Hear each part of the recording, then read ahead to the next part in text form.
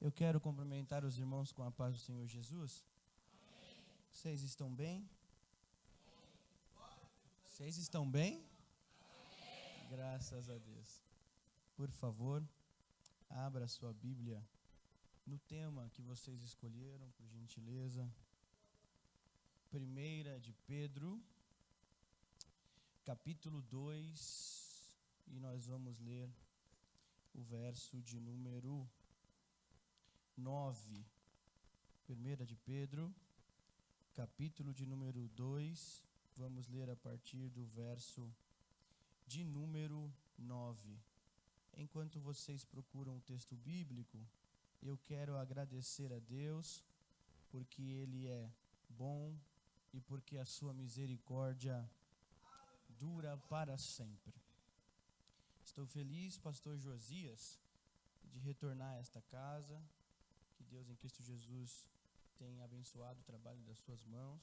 Trago aqui a saudação do meu pastor Salatiel Felipe, ali de Santo André, onde nós cooperamos. Aos líderes Ricardo e Renildo, acertei, Ricardo e Renildo, Deus abençoe vocês, a família de vocês. Ao grupo Jubileu, né? Jubileu, 50 anos. Que Deus em... Oi? Jubileu de ouro. Que Deus em Cristo Jesus abençoe a vida de vocês. Estou entre amigos aqui. Muito obrigado pela recepção. Eu também vi Noé descendo. Quando eu cheguei aqui estava chovendo bastante. Demorei um tempinho até para manobrar o carro. Mas os irmãos da recepção deram um show. Tinha até guarda-chuva. Que Deus em Cristo Jesus abençoe a diaconia desta igreja, aos irmãos que trabalham na recepção, aos obreiros que estão à minha retaguarda. Deus abençoe a vida de vocês. E a minha esposa, uma Raquel, a mais bela entre as mulheres. Deus abençoe a vida de vocês. Vai doer, mas nós vamos dar glórias ao nome do Senhor Jesus Cristo. Capítulo de número 2 da primeira epístola de Pedro, verso de número 9, diz assim: Vós, porém, sois a geração eleita, sacerdócio real, nação santa, povo de propriedade exclusiva de Deus, a fim de proclamardes as virtudes daquele que vos chamou das trevas para a sua maravilhosa luz. Vós, sim, que antes não éreis povo, mas agora sois povo de Deus, que não tinhais alcançado misericórdia, mas agora alcançastes misericórdia. Amém.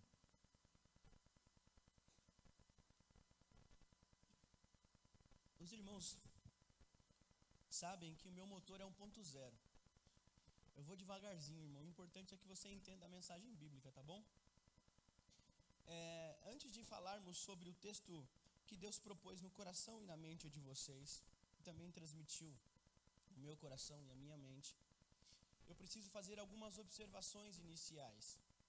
A primeira observação que eu preciso fazer aos irmãos é que o texto é conhecido dos irmãos. Haja visto o tema elaborado aqui para este congresso, você já deve ter escutado esse tema em algum lugar, ou pelo menos lido este versículo ou estes dois versículos também na EBD, enfim. O texto é conhecido dos irmãos. Uma outra observação importante é que para eu falar do capítulo 2, verso 9 e verso 10, eu preciso considerar o contexto deste texto que nós lemos essa noite. E isso é importante para a nossa reflexão aqui. Então, o contexto precisa ser considerado, seja o contexto mais amplo ou o contexto imediato do texto que nós lemos. Uma outra observação importante é que este texto tem detalhes que são importantes. Tem detalhes que são importantes para a nossa reflexão aqui esta noite. Então, estes detalhes precisam ser observados. Prometo aos irmãos me esforçar. E quando eu digo me esforçar, é justamente explicar para os irmãos com maior afinco, os detalhes deste texto, sabendo da minha limitação, mas também confiante na inspiração do Espírito Santo e na palavra que ele tem para nós hoje. Então, os detalhes são importantes. Depois eu preciso fazer um exercício com irmãos ou com os irmãos.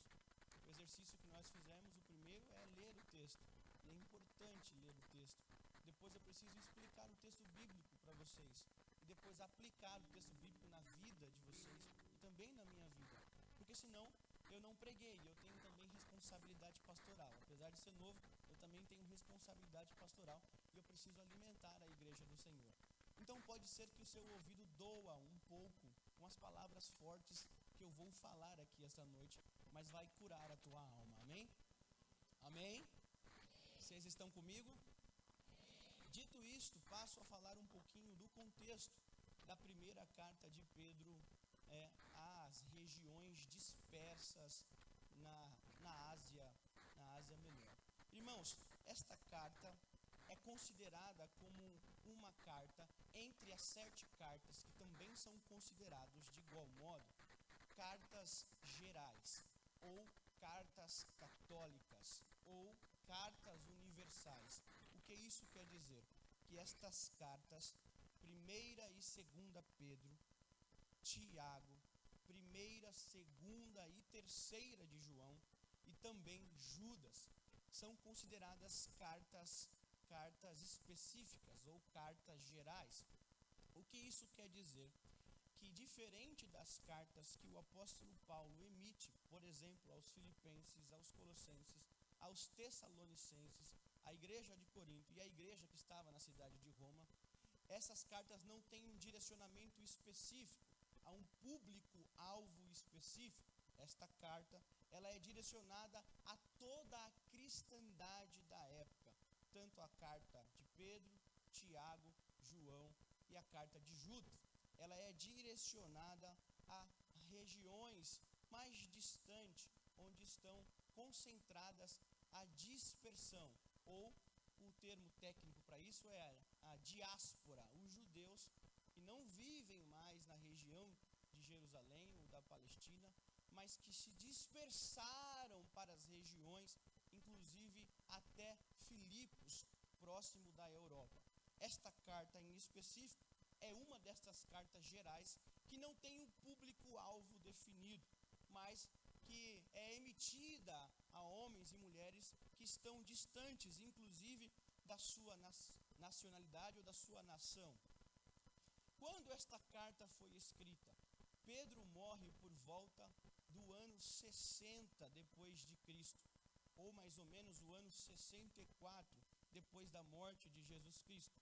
Depois que ele morre, esta carta não poderia ter sido escrita, ou pelo menos documentada. Então, bem provável que esta carta seja escrita antes desse período, antes da morte do apóstolo Pedro. Então, esta carta pode ser datada antes do ano 64, depois da morte de Jesus Cristo. Tem alguns que dizem que essa carta é posterior, Pedro morre, depois ela é documentada no ano 90, depois da morte de Jesus Cristo. Essas informações são importantes porque elas vão dar fundo para o nosso pensamento aqui hoje e para a exortação que Deus quer nos trazer aos nossos corações. Pedro é o apóstolo que é mencionado basicamente a primeira vez no Novo Testamento, tendo uma sociedade com o seu irmão André e os filhos de Zebedeu no texto sagrado. E qual que é o ramo deste negócio? É a pescaria. Pedro é o apóstolo que está no círculo mais íntimo com Jesus, assim como Tiago e também João. Pedro é residente da cidade chamada Cafarnaum e também morou um pouco de tempo na cidade chamada Betsaida. Pedro é conhecido pelos seus 3 nomes no Novo Testamento: Simão, Pedro e Cefas. Cefas nada mais é que o nome aramaico do próprio Pedro. Pedro, vocês conhecem ele. É o impulsivo, é o desequilibrado, é o mais rústico de todos. Mas é um homem de coração bom. E Deus trabalha no coração dele e ele evolui. Da onde Pedro emite esta carta? Da onde Pedro emite esta carta? Ele emite esta carta da cidade que ele chama de Babilônia, capítulo de número 5 da própria carta, verso de número 13, ele diz: aquela que se encontra em Babilônia, também eleita, vos saúda, como igualmente meu filho Marcos. Obviamente, Pedro está usando uma figura de linguagem para falar da Babilônia. Se você observar, capítulo 17 e capítulo 18 de Apocalipse, Babilônia é comparada a Roma e o inverso também é verdadeiro. Então Pedro está da cidade de Roma, emitindo esta carta aos irmãos de algumas cidades distantes. Quais são elas?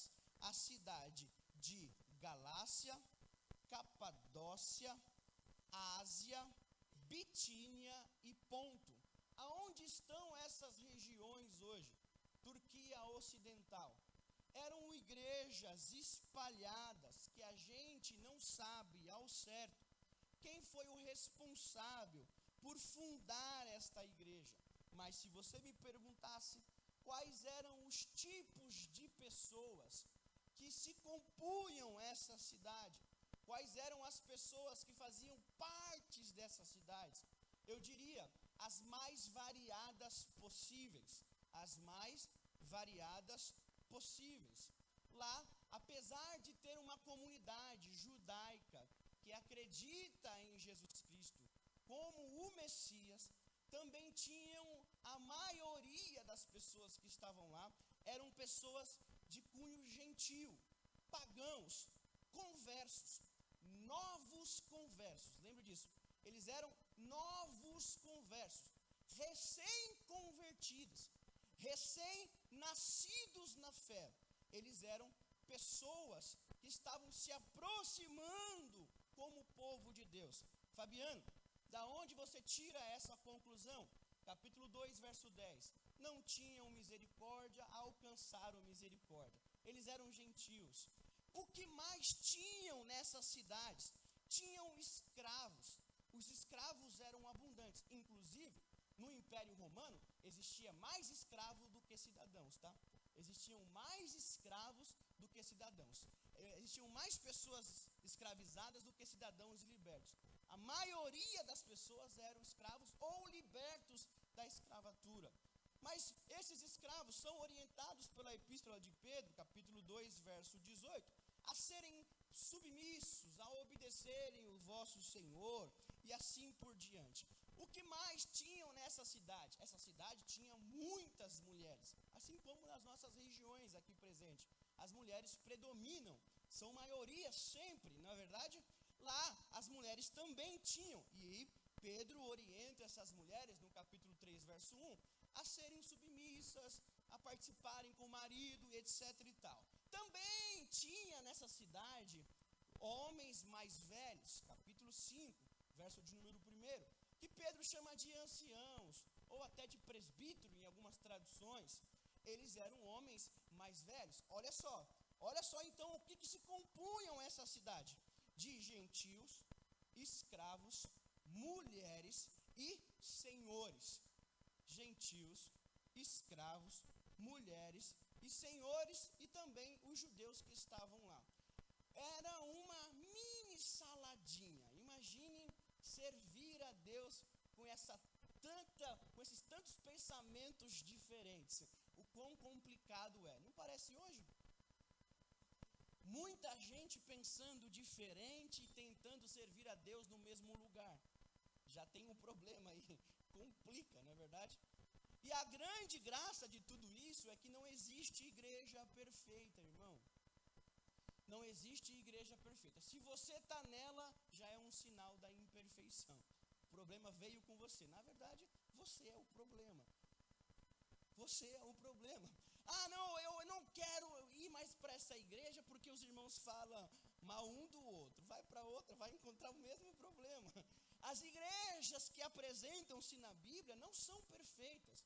Inclusive, Deus me livre ser pastor da igreja de Corinto. Ou igreja terrível, ou igreja difícil de lidar. Mas era onde abundavam os dons espirituais, não é verdade? Não é verdade? Onde os dons espirituais eram abundantes. Mas qual é o objetivo objetivo desta carta? Lembre-se que a gente está no contexto ainda. Eu vou devagarzinho para a gente poder aplicar o texto bíblico. Qual era o objetivo desta carta? Os irmãos que estavam nessas cidades não conheciam Jesus pessoalmente, não tiveram experiências com Jesus fisicamente, eles não conviveram com Jesus. Você pode ver isso no capítulo de número 1, verso de número 6 ao 8. Você pode observar que Pedro, orientando os irmãos, diz: olha, vocês estão contristados por várias provações que vocês estão sofrendo aí, e eu sei disso, mas a fé de vocês precisa ser confirmada. Vou repetir, mas a fé de vocês precisa ser confirmada. E como é que é essa confirmação? É pelo fogo que se confirma a fé, né? E a fé vai ser polida através do fogo, para gerar uma fé pura, que redunde em louvor e glórias ao próprio Deus, em nome de Jesus Cristo. Aí Pedro acrescenta: a quem não havendo visto, a mais. Vou repetir: a quem não havendo visto, a mais. A quem não havendo vendo agora, mas crendo exultais com alegria indizível, cheia de glória. Pedro está dizendo: eu sei que vocês não viram Jesus em carne, mas ele está louvando, ele está olhando para o esforço de vocês, em não terem uma experiência física com eles, mas amar Jesus, ter fé em Jesus, compreender que Ele existe, e também crendo com alegria, apesar da circunstância atual que vocês estão passando, a fé de vocês será confirmada e você poderá glorificar ao nome do Senhor Jesus Cristo. Mas, irmãos, tinha mais gente sofrendo e muito mais coisas terríveis sofrendo. Capítulo 4, verso de número 12 em diante, Pedro vai falar daqueles que são provados ardentemente. Vou repetir, vai falar daqueles que são provados ardentemente. Capítulo 4, verso 12: amados, não estranheis o fogo ardente que surge no meio de vós, destinado a provar-vos. Olha só, da onde vem o fogo que prova a fé da comunidade? De dentro da comunidade. Vou repetir, está escrito aqui, não sou eu. Amados, não estranheis o fogo ardente que surge no meio de vós, destinado a provar-vos. O fogo ardente que vem para provar, vem do meio da comunidade cristã. O que Pedro está dizendo basicamente é o seguinte: vocês estão sofrendo tanto por situações externas, a perseguição da igreja, quanto pela própria comunidade internamente. Ou seja, havia mestres que estavam disfarçados, mas que ainda tinham um comportamento do velho homem. E este homem, ou estes homens, infernizavam a vida das igrejas, não só das igrejas que Pedro emite a carta, mas também de Paulo. Aí Pedro vai dizer para esta igreja: pelo contrário, vocês alegrai-vos na medida, no verso 13, em que sois coparticipantes do sofrimento de Cristo, para que também seja na sua revelação de sua glória. Vos alegrais exultando, se pelo nome de Cristo sois injuriados, bem-aventurados sois, porque sobre vós repousa o Espírito da glória de Deus. Pedro dá uma seguinte mensagem para o nosso coração: se nós sofremos com Cristo, seremos participantes da glória de Jesus Cristo. Paulo também entende isto e diz: se você sofre com Cristo, você é coparticipante das glórias de Jesus Cristo. Não só isso, ele aprofunda a sentença: se você morre juntamente com Cristo, será vivificado através dele, por meio dele, para a glória de Cristo. Paulo também entende que o sofrimento é passageiro. O sofrimento é o quê? Não dorme não, o sofrimento é passageiro, porque ele diz o seguinte: olha, o sofrimento do tempo presente não há de se comparar com a glória que em nós há de ser revelada. Vou repetir: o sofrimento do tempo presente não há de se comparar com a glória que em nós há de ser revelada. Paulo está dizendo: ponha o sofrimento em uma balança, do lado esquerdo, ponha a glória que há de ser revelada do lado direito, e veja qual pesará mais no mundo espiritual. Oh glória! Pedro e Paulo estão dizendo que o sofrimento é inerente ao ser humano. Você nasceu sofrendo, vai viver sofrendo, vai morrer sofrendo. Eu preciso te alertar: se te vender um evangelho que você não sofre, troca de lugar, porque aqui nós vamos sofrer.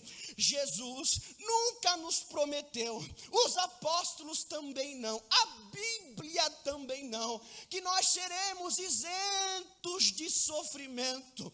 Muito pelo contrário, nós sofreremos. E importa que nós adentremos ao reino do céu debaixo de muitas tribulações. Fabiano, tu tá maluco? Não. Atos capítulo 14, Paulo acaba de ser apedrejado, é expulso da cidade. Quando ele é expulso da cidade, além de ser apedrejado, é expulso. No dia seguinte fazem uma roda do lado dele, e as pessoas pensam: é agora que ele vai negar. Apanhou, foi expulso da cidade, mas ele não nega. Ele ora para os seus discípulos e para os seus ouvintes e diz assim: importa, meus irmãos, que nós adentremos no reino do céu debaixo de muitas tribulações. Você não vai parar de sofrer, mas uma garantia eu te dou: Jesus estará com você em todo o seu sofrimento. Você pode levantar a sua mão e adorar a Deus? Quais são os temas principais desta carta?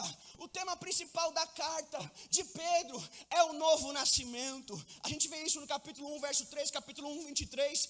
Pedro fala sobre aqueles que são regenerados. Ele fala da viva esperança. Ele fala da segurança que nós temos em Deus. Ele fala da fé genuína aprovada pelo fogo. Ele fala do amor daqueles que têm para Jesus sem mesmo vê-los. Ele fala da alegria indizível de ser perseguido pelo nome de Jesus Cristo. Aí, no texto que vocês escolheram, Pedro conta uma jornada.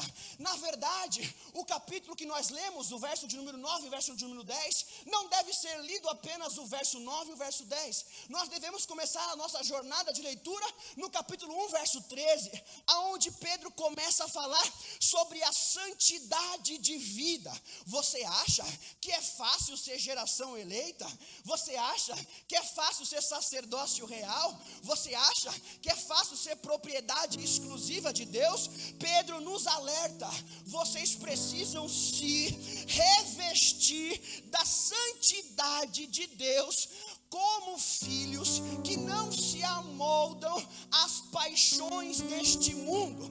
A primeira jornada para você se tornar uma geração eleita é você praticar a santidade de Deus. Eita glória! Mas antes de ser santo, Pedro dá uma dica no capítulo de número 1, verso de número 13. E ele diz aos seus leitores: vocês foram regenerados. Vou repetir: vocês foram regenerados. Não há como, meus irmãos, ser propriedade exclusiva de Deus, geração eleita, sacerdócio real, se você não nascer de novo. Nós voltamos para EBD, João capítulo 3, Você, para entender o que é regenerado, precisa entender o discurso de Jesus para Nicodemos. Nicodemos vai encontrar Jesus na madrugada. Jesus olha para Nicodemos e fala: necessário vos é que você nasça de novo. Nicodemos dá um nó na cabeça e diz: meu Senhor, como é que pode uma coisa dessa? Eu vou entrar de novo no ventre da minha mãe? Não, Nicodemos, você não é mestre e não sabe estas coisas, mas eu vou te explicar. O nascer de novo, Nicodemos, é nascer da água e do Espírito. Oh glória, depende da condução do Espírito Santo. Você entra no ventre materno do Espírito Santo e de lá ele te gera novamente. Oh aleluia, vou repetir. Você entra no ventre materno, na incubadora de novos convertidos, que é o Espírito Santo. E quando você entra através do Espírito Santo, e o Espírito Santo também entra e habita em você, ele começa a gerar o processo do novo nascimento. E as características desse processo é: eu tenho sede de estar próximo de Deus, eu tenho sede de ler a palavra, eu tenho sede de estar na casa de Deus. Eu não tenho mais prazer no pecado, eu não tenho mais prazer nas paixões, eu prefiro dar lugar ao Espírito Santo. Verdade é, e eu sou pastor, eu preciso ser responsável, que no nosso meio tem um monte de gente, infelizmente, que não nasceram de novo e não fazem parte da geração eleita. Eles vêm para adorar, mas não adoram em espírito, em verdade. Simulam o que consagram, mas sua vida não é uma vida de santidade, é uma vida de aparência, é uma vida de hipocrisia. Mas Deus me trouxe aqui para dizer: está na hora de nós nascermos de novo, para que Deus opere em nós, através de nós e por meio de nós. A tua palavra não adianta, irmão, eu estou sendo sincero. Nós vivemos uns momentos tão tenebrosos. São pastores vestidos de pastor. Eu vim pregar, então segura aí. São pastores vestidos de pastores que não são pastores. São jovens vestidos de jovens crentes, mas não são jovens crentes. São irmãs vestidas de irmãs do ciclo de oração, mas não nasceram de novo. Ah, meu Deus do céu, eu posso estar aqui falando para pessoas que estão me ouvindo e achando essa palavra dura. Eu disse para vocês que ia doer, já adiantei, mas Deus me trouxe aqui com uma mensagem para o teu coração. Ainda dá tempo de você nascer de novo da água e do Espírito, e você ser cheio da presença do Espírito Santo. Jesus está te dando a chance de tirar esta máscara, de tirar essa maquiagem, de entregar realmente quem você é para Deus. Porque difícil coisa é ajudar um hipócrita, irmão. Difícil coisa é ajudar o hipócrita. Porque para o hipócrita tudo está bom, as coisas estão boas. Se você perguntar para ele: as coisas estão indo bem? Ele vai responder: as coisas estão indo bem. Mas no fundo, a alma dele está estraçalhada. Vive no pecado, não consegue largar os vícios.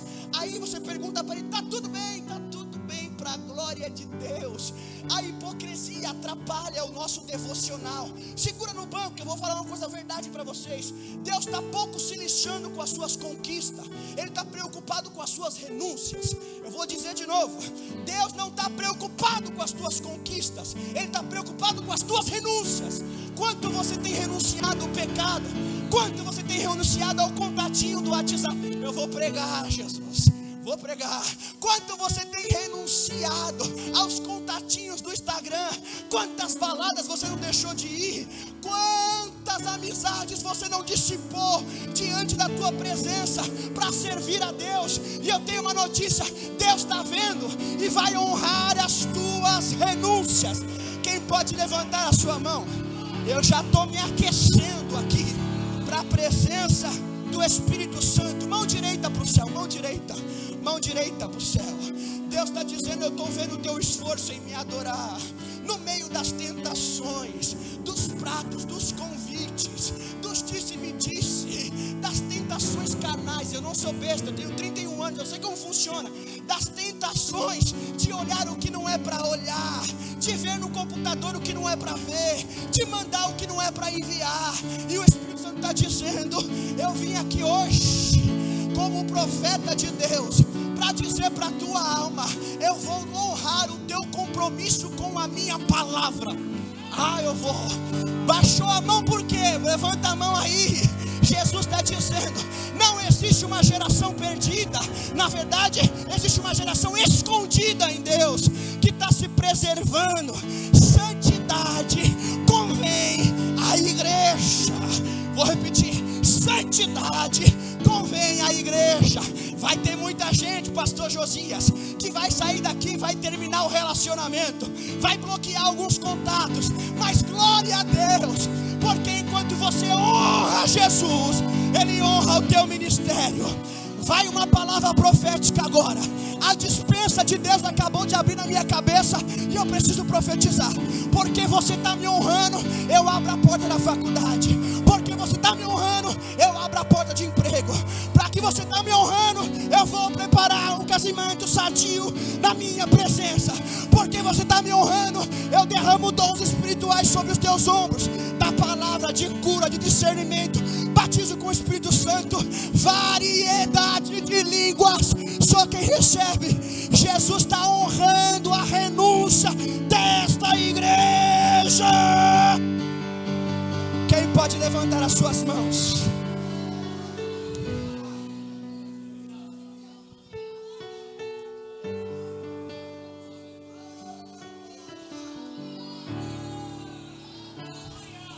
Amandaga sub que me daria.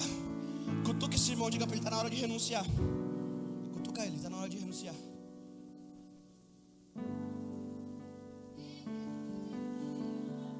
Chega, tá? Chega de colocar as coisas debaixo do tapete. Jesus vai visitar debaixo do tapete hoje. Oh, Jesus me ajuda. Amandaga sub. Jesus visita o teu WhatsApp. Ele visita hoje. Jesus visita teu Instagram, viu, mulher de Deus? Jesus visita os teus contatos. Jesus visita as tuas conversas. E Ele está dizendo: está na hora de renunciar. Você é propriedade exclusiva minha. Eu não vou te dividir com ninguém, diz o Senhor. Vou repetir: vaso meu não fica na prateleira de Satanás não, viu?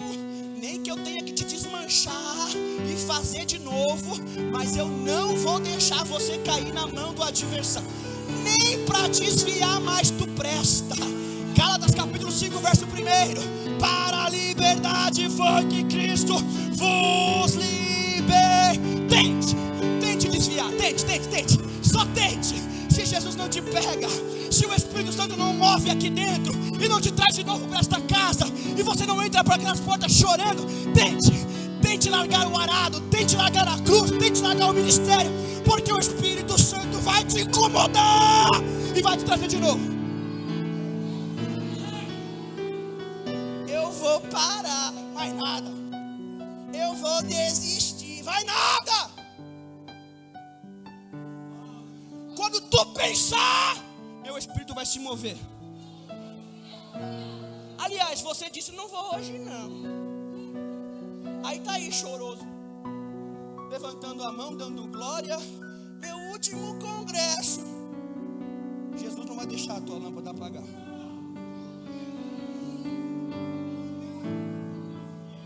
Está doendo, mas está gostoso, Jesus. Quem pode levantar as suas mãos e adorar? Aliás, eu estou sentindo a vontade de adorar. Quem pode levantar as mãos?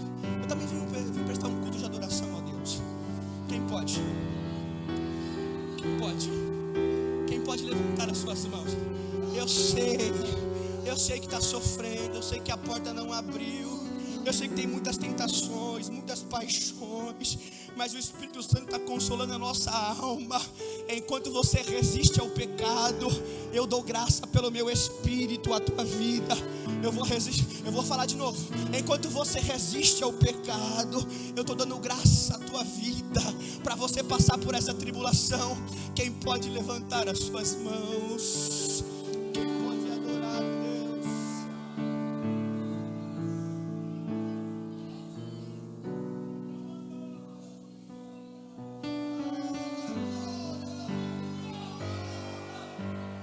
Jesus está começando a curar aqui.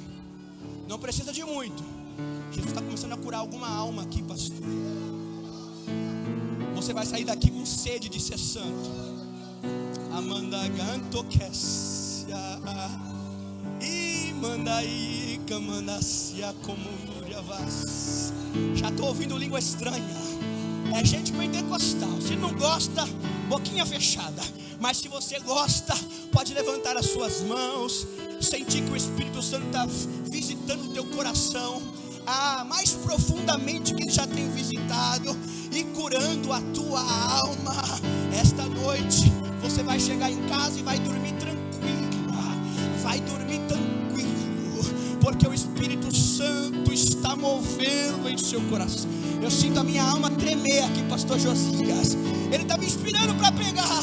Jesus está curando emocional de muito jovem aqui. Jesus me ajuda. Ele cura essa ansiedade, Ele cura essa depressão, Ele cura essa angústia que não sara. Hoje a liberdade para tua alma cansada. Jesus está dizendo para tua alma: é o tempo de cura, há um tempo de refrigério. Jesus te cura agora.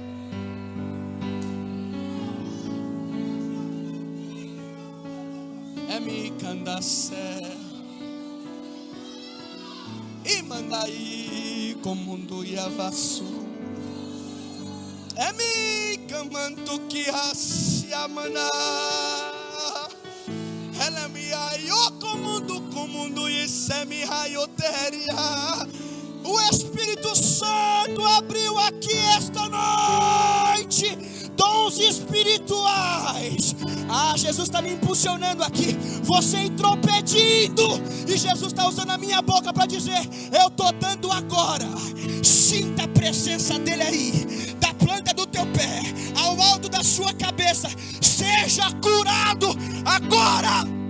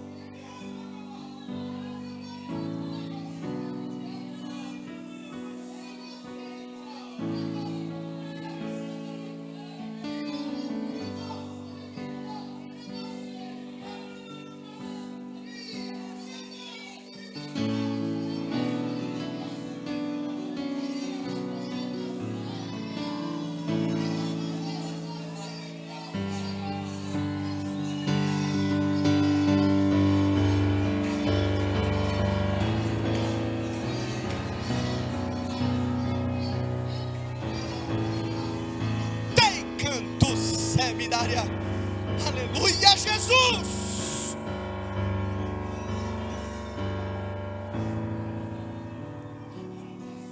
Preciso continuar.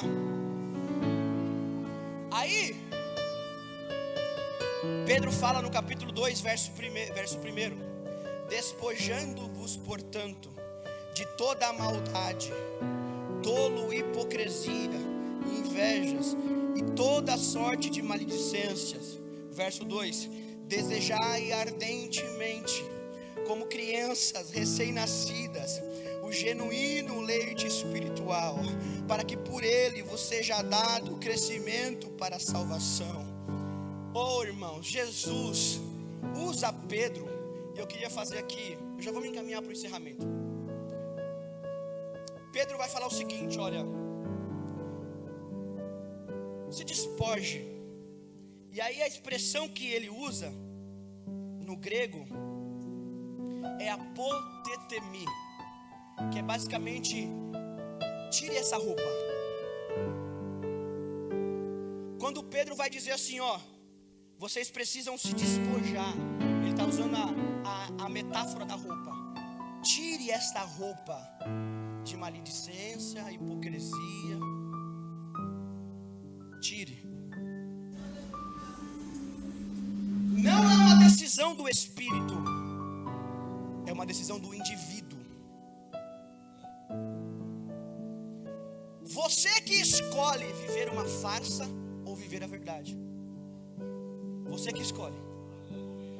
Você que escolhe se enfiar no meio da mentira. É você que escolhe. Aí Pedro diz para a igreja: não, tira isso aí. É a mesma metáfora que Paulo usa e Tiago usa. Vocês precisam se despir do velho homem e se vestir do novo homem. Vou repetir. Vocês precisam se despir do velho homem e se vestir do novo homem. Não dá para colocar as duas roupas conjunto. Para você ser uma nova pessoa, você precisa tirar a roupa antiga. Jesus vai tirar hoje essa roupa disfarçada, viu? Jesus vai nos pegar aqui essa noite. Ele está dizendo para a nossa alma: ó, tire a roupa da hipocrisia e veste a roupa da sinceridade, porque é através dessa sinceridade que eu vou começar a trabalhar na tua vida.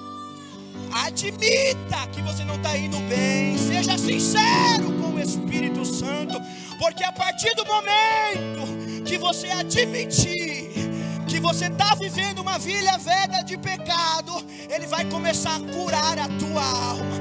Não adianta, Deus não trabalha na hipocrisia.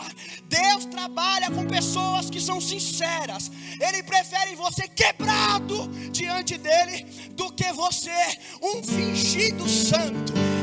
Jesus me ajuda. Ele está te alertando aqui esta noite, dizendo para a tua alma: hoje eu vou curar a tua vida velha de pecado e vou dar uma vida nova diante de Deus. Sai da frente, Satanás. Você queria que essa geração fosse hipócrita, que ela não se vestisse direito, que não tivesse sinceridade, mas graças a Deus, aqui em Nova União, Jesus está dizendo para a nossa alma: há um tempo de sermos sinceros diante de Deus, de falarmos a verdade, de dizermos o que é correto, de dizermos o que é certo. Satanás, você perdeu. Deus está levantando uma geração sincera, com o coração quebrantado, homens e mulheres cheias do Espírito Santo de Deus. Levante a sua mão, é para você. Jesus está dizendo: é você que eu vou usar na última hora da igreja, com sinceridade, com verdade, com autoridade, com louvores espirituais.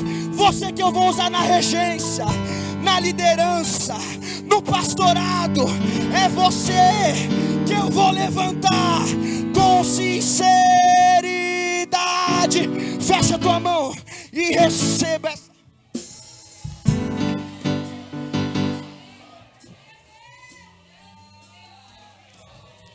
Fique de pé.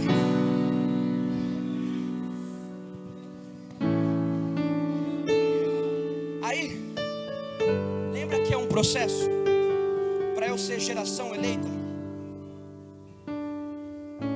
Pedro fala, olha só, Pedro fala: primeiro, vocês tiram a roupa da hipocrisia, vistam-se de novo. Segundo, assim como as crianças desejam o leite materno, desejai o genuíno alimento espiritual. Vou repetir: desejai o genuíno alimento espiritual. Gostou? Coma pouco. Não gostou? Coma muito. Aí você se veste com o novo homem, se alimenta. Aí no capítulo 2, versos 6 ao 8, você se encontra com a pedra que vive. Aleluia. Vou repetir. Primeiro você se veste do novo homem, se alimenta bem, e aí você vai encontrar com a pedra que vive. Quando você se encontra com a pedra que vive, Ele faz de você como pedra vivas. Pedro é inteligente. Vamos lá. Primeiro você tira a capa da hipocrisia, veste o novo homem, se alimenta bem, se encontra com Ele. Quando você se encontra com Ele, Ele pega você. Você é uma pedrinha. Viva na minha casa. E muitas pedras geram uma casa espiritual.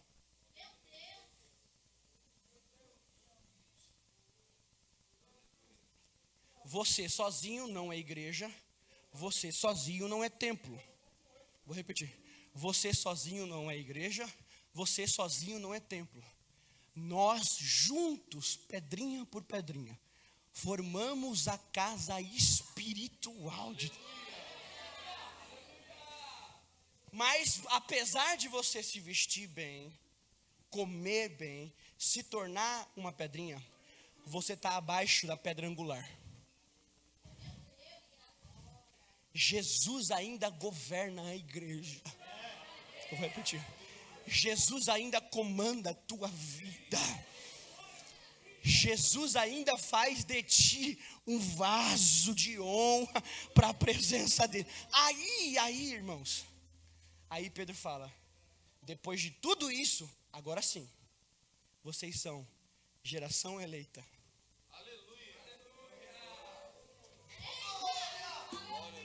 Depois que você tirou a carapucinha, né? Tirou o vestidinho da hipocrisia, se alimentou bem, visitou a pedra de esquina, teve um encontro com essa pedra angular. Ele disse, tu é pequeno demais, mas vai fazer uma tarefinha na minha igreja. Aí sim, vocês são geração eleita. Nação santa, povo adquirido. Aí vocês estão preparados para anunciar a maravilhosa luz daquele que vos chamou das trevas. Paulo disse à igreja de Efésios capítulo 5 verso 8, em outro tempo vocês eram trevas, mas agora sois luz, andais pois como filhos dessa luz. Vou repetir, andai pois como filhos dessa luz. Jesus está dizendo, eu não vou te perder para o mundo não, eu te quero na minha presença, fazendo a minha obra, porque você é para mim um vaso escolhido.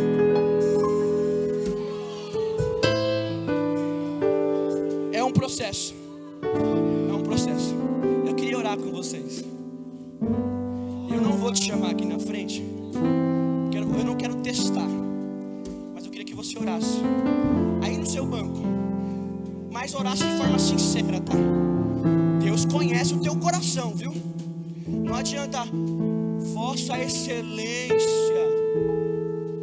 Deus eterno, Deus te conhece, rapaz. Faz igual uma criancinha no sofá de casa, pule no colo do pai logo, confia. Mergulha nesse oceano da graça. Dê espaço para o Espírito Santo transformar o teu caráter, mudar a tua vida. Jesus está dizendo, eu vou falar com você. Curve sua cabeça, comece a orar, pode começar a orar. Se você sentir vontade de falar em línguas estranhas, fique à vontade. O Espírito Santo já está trabalhando aqui. Não precisa de muito. O Espírito Santo já está falando com adolescentes, com jovens. Jesus te trouxe aqui para te dar um chacoalhão essa noite e para dizer, eu tenho uma obra muito grande na tua vida. Você não está entendendo nada, mas o meu Espírito está consolando o teu coração no meio dessa tribulação. E Ele está dizendo, você será aquilo que eu quero que você seja, e não as 19 coisas que você faz sem a minha direção. Você será aquilo que o meu Espírito quer que você seja, e não as 30 coisas que você faz sem a minha direção. Jesus está dizendo, eu fechei a porta, fechei a janela, arranquei as amizades, para você prestar atenção naquilo que eu estou falando na tua vida. Eu te quero só para mim, em santificação. Quem pode levantar as suas duas mãos para o céu? Uma é pouco, as duas, e adorar a Deus por um minuto. Você já orou, Jesus já está respondendo. Já tem lágrimas, já tem choro, já tem quebrantamento. O Espírito Santo está dizendo: eu vou santificar a tua alma.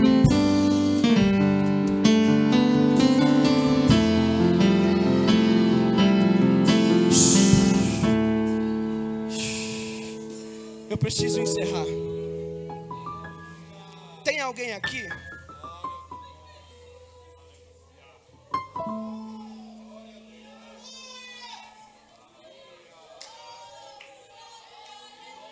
Dá um abraço nela aqui. Dá um abraço nela aqui.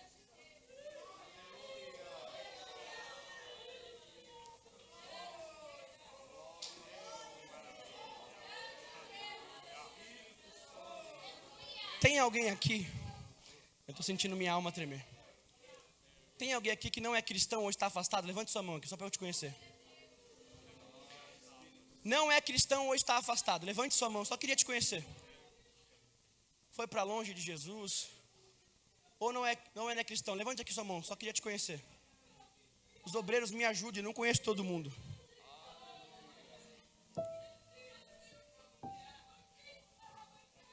Deixa Deus trabalhar. Tem alguém aqui que não é cristão ou está afastado? Tá bom.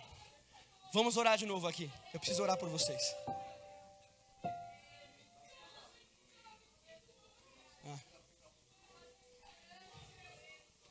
Você que não é cristão ou está afastado, Jesus quer transformar a sua vida. Se você quer aceitar Jesus como o único e suficiente Salvador, vem aqui na frente, a gente precisa orar por você. Jesus quer transformar a tua vida. Eu preciso muito encerrar. Eu vou encerrar o meu pedido. Eu queria que você orasse, mas você orasse pela sua vida espiritual. Eu sei que vocês têm planos espirituais, eu sei que vocês têm. Eu sei que vocês também têm planos espirituais. E parece que não, os planos espirituais são os mais difíceis de alcançar. Porque os materiais o dinheiro compra. Você faz faculdade, doutorado, e aí depois você sai comprando tudo. Os espirituais requerem renúncias, oração, joelho. E esses são os mais difíceis. Você não vai orar hoje pela sua vida material. Você vai orar hoje pela sua vida espiritual. Senhor, me sustenta. Meus pés estão quase resvalando dentro do templo mesmo. Está tão difícil se manter crente, Senhor. A minha alma grita de tanta pressão externa e interna. Eu não dou conta mais do meu psicológico. Senhor, eu não sou bombardeado só na carne, eu sou bombardeado no Espírito. Só o Senhor sabe as minhas batalhas. Só o Senhor sabe como eu entrei aqui dentro para adorar o Teu nome. Senhor, me sustenta. Senhor, me sustenta. Pode começar a orar. Senhor, meu Deus e meu Pai, eu preguei a Tua palavra. Oh, Espírito Santo. Só o Senhor sabe o coração de cada um aqui dentro. Só o Senhor sabe quantos corações estraçalhados entraram aqui. Só o Senhor sabe as angústias dessas meninas, a angústia desses meninos em querer servir o Teu nome, Jesus, em carregar o peso do episcopado, da chamada, da vocação. Senhor, aonde tem o coração quebrantado diante da Tua presença, renova ele agora, renova ela agora, pela presença do Espírito Santo de Deus.